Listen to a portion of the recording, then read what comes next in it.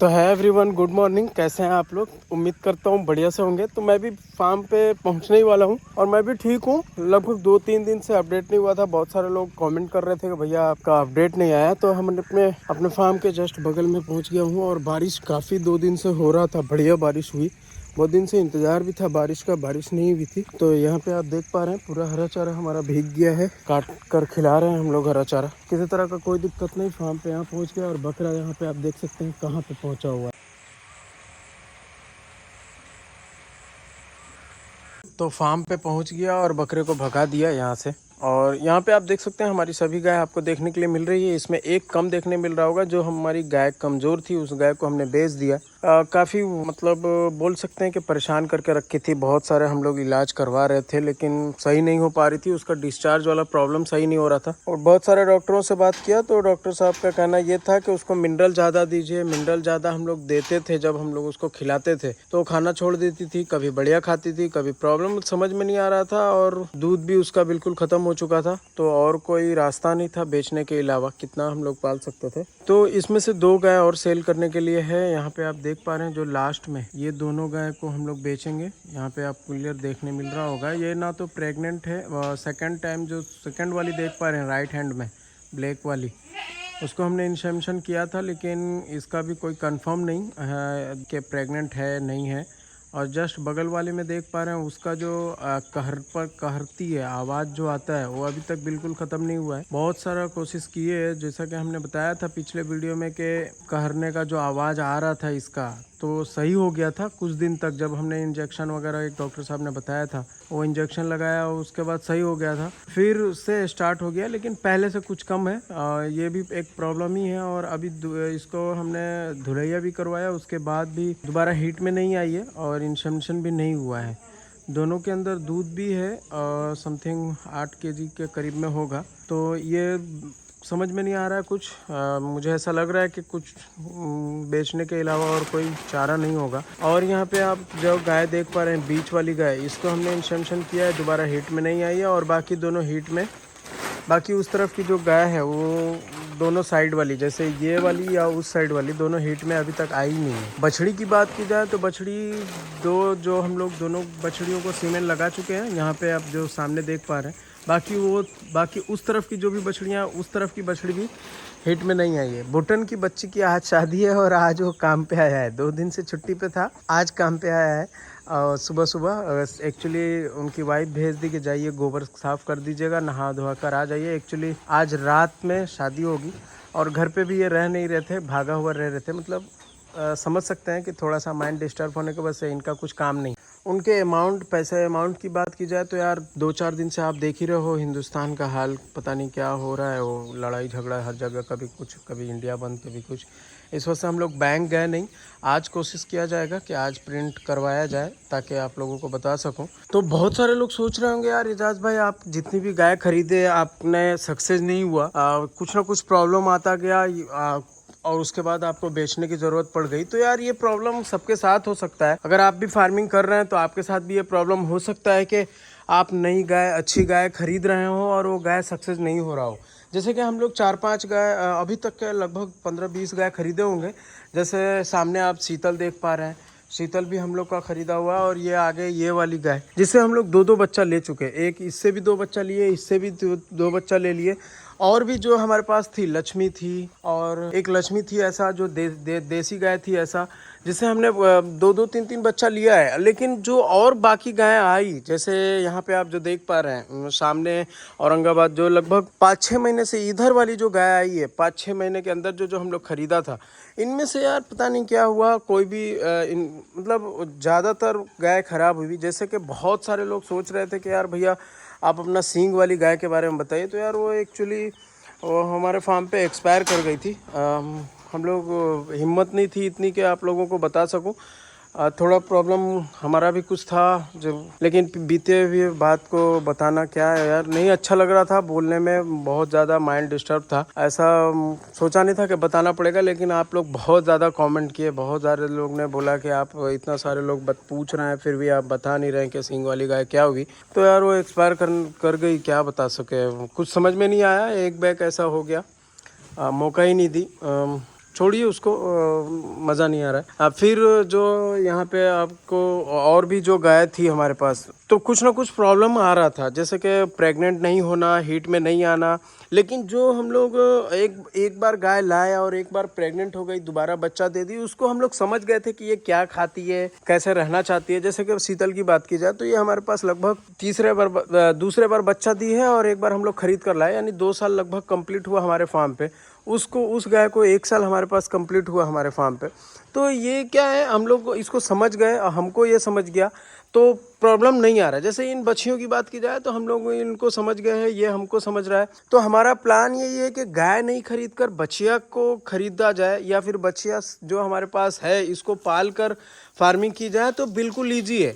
गाय जब हम लोग खरीद कर ला रहे हैं, कोई ऐसी गाय नहीं है, जैसे कि हम लोग अभी तक जो भी हमने 15-20 गाय खरीदा होगा, कोई ऐसी गाय नहीं है जो कि हमारे फार्म पे आने के बाद कुछ ना कुछ उसको प्रॉब्लम हुआ हो। तो ये क्यों वजह क्या हुई है कि जब हम लोग खरीद कर लाते हैं तो सेट नहीं हो पाती है, जब बच्चा देती है उस टाइम थोड़ा स्ट्रेस में रहती है, और पता नहीं क्या प्रॉब्लम है। ये चीज़ मतलब बोला ही हुआ है कि अगर आप बच्चा दी हुई गाय को 15 किलोमीटर 20 किलोमीटर की भी दूरी पे जगह चेंज करते हैं तो पता नहीं क्यों उसको थोड़ा बहुत प्रॉब्लम हो सकता है। बहुत दिक्कतें हमने देखा है, हमने सामने फेस किया है। तो इस वजह से हमारा प्लान यही है कि गाय को या तो 6 महीना 5 महीने की प्रेग्नेंट गाय खरीद लीजिए, या तो इस तरह की बछिया खरीदे। जैसे कि हम लोग ये दोनों बछिया हम लोग खरीदे, आने के बाद एक बार भी कोई दिक्कत नहीं हुआ है। जो आप हाइट देख पा रहे हो बछिया का, आप शायद अगर आप पहले वीडियो देखे होंगे इस बछिए का, तो इस तरह का हाइट नहीं था। चाहे ब्लैक वाली की बात की जाए, चाहे व्हाइट वाली की बात की जाए, दोनों का काफी बढ़िया हाइट हुआ है और दोनों को हम लोग इंसेमिनेशन कर चुके हैं। तो दोनों में देखना है कि कितना दिन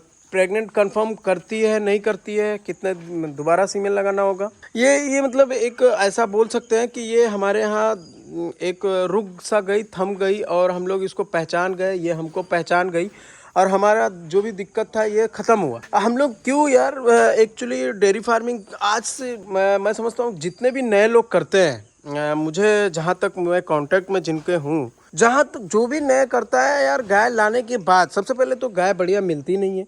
गाय अगर बढ़िया मिल गई, वो खरीद लिया, तो उसको सीखना भी रहता है, फर्स्ट टाइम करता है तो, और सीखने में एक बढ़िया गाय खो देता है। तो ये गलती हम लोग चाह रहे हैं कि इसको सुधारें। जब तक हम लोग बढ़िया से सीख नहीं जाते हैं, गाय नहीं खरीदा जाएगा।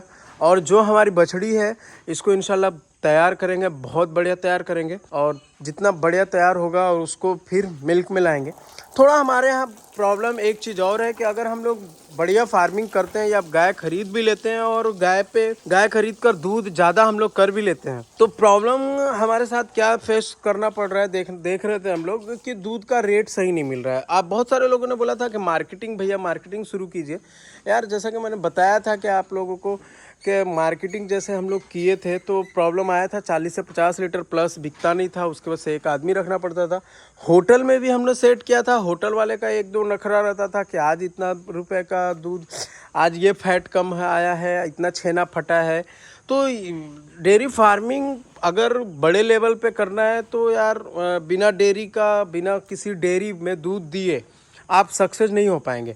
क्योंकि आप एक फार्मिंग कर रहे हैं तो आपको सिर्फ गाय पे ध्यान देना है, ना कि उसके दूध को बेचने पे ध्यान देना है। एक्चुअली फार्मिंग ये भाई के हिसाब से किया गया था, मुझे समय नहीं मिल पाता, चाहे मुझे वीडियो बनाने के लिए कहीं जाना हो या घर का कोई और काम से मुझे जाना हो, तो मैंने फार्मिंग भाई के लिए किया था। और एक बंदा अकेला वो फार्म को दूध रिटेल करके भी फार्म चलाना ये पॉसिबल चीज़ नहीं है। फार्म पूरा वर्कर पे भी छोड़ना ये अच्छी बात नहीं है। तो फार्म को देखते हुए हमने यही प्लान किया था कि डेयरी में दूध देंगे।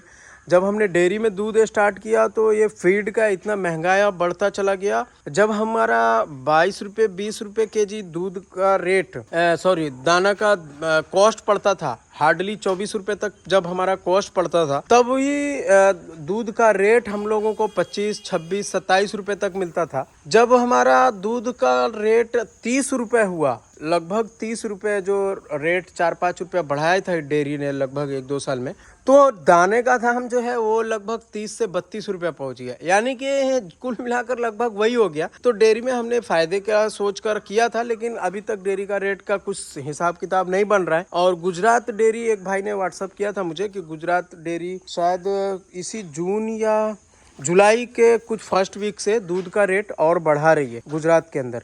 तो ये बढ़िया खबर है।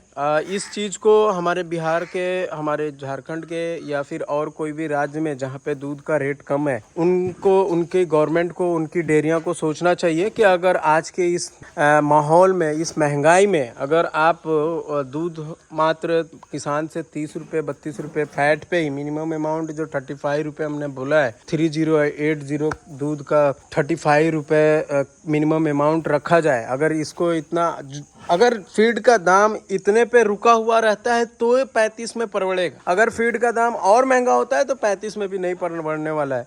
तो हम लोगों का भाई, हमने डेयरी फार्मिंग में हमने यही सोचा है, जब तक तो दूध का कोई सेटलमेंट नहीं हो जाता है, हम लोग दूध वाली गाय अभी रख के कोई मतलब नहीं है। जितना है लगभग 40 लीटर और 45 लीटर के बीच में, समथिंग 40-50 मान लेते हैं, उतने के बीच में दूध हमारा पर डे जा रहा है, पर डे फार्म से निकल रहा है। और लगभग डेयरी में हम लोग 40 लीटर, 38 लीटर, 35 लीटर के करीब में भेज रहे हैं। तो उसी तरह से जो गाय है उसी में चलता रहेगा। इन दोनों गायों का प्लान किया हूँ मैं कि इसको भी कुछ दिन में हटा दिया जाएगा। कुछ समझ में नहीं आ रहा है। उससे हमने बछड़ी ले ली है और उसका दूध हमने अपने फार्म पे तैयार करने के बाद भी दूध उतना कोई ख़ास ब्याने के बाद बढ़ा नहीं। इसका लगभग 16-18-20 लीटर तक दूध है, लेकिन ये भी कुछ हिट वगैरह में नहीं आ रही है। तो देखते हैं इसको क्या करना है। प्लान तो यही कर रहा था कि दोनों को सेल आउट कर दूं, और कोई मतलब नहीं है, मतलब दाना खिलाकर, ऐसा सोच रहा था। लेकिन मौसम जो बारिश हुआ है, इसके हिसाब से फिर सोचता हूँ कि बारिश हुई है तो अब शायद हीट में आए और प्रेग्नेंट मान जाए। कुछ समझ में नहीं आता है जब आपका फार्म लॉस में जाता है। इस तरह से लोग घबरा जाते हैं और फार्म बंद हो जाता है। एक्चुअली हम लोग घबराए ज़रूर हैं, लेकिन फार्म बंद करने का कोई इरादा नहीं। फार्म हमेशा चलता रहेगा। दूध का रेट की वजह से थोड़ा सा हम लोग टेंशन सा बना हुआ था। तो यही प्लान है और यही वीडियो मैं बहुत दिन से सोच रहा था आप लोगों को अपडेट दूं। फार्म की गाय बिल्कुल किसी तरह का कोई दिक्कत नहीं। जो गाय थोड़ा प्रॉब्लम कर रही थी उसको हमने सेल कर दिया है। इनका सेल करने का विचार कर रहे थे। दूध का रेट नहीं मिलने की वजह से हम लोग दूध वाली गाय नहीं खरीद पाएंगे, और जो हमारे पास बछड़ी है उसी में हम लोग बढ़िया काम करने की कोशिश कर रहे हैं। तो दोस्तों, कैसा लगा वीडियो कमेंट में जरूर बताएं। कौन कौन भाई दूध का रेट से परेशान है वो कमेंट में जरूर बताएं। Thanks for watching.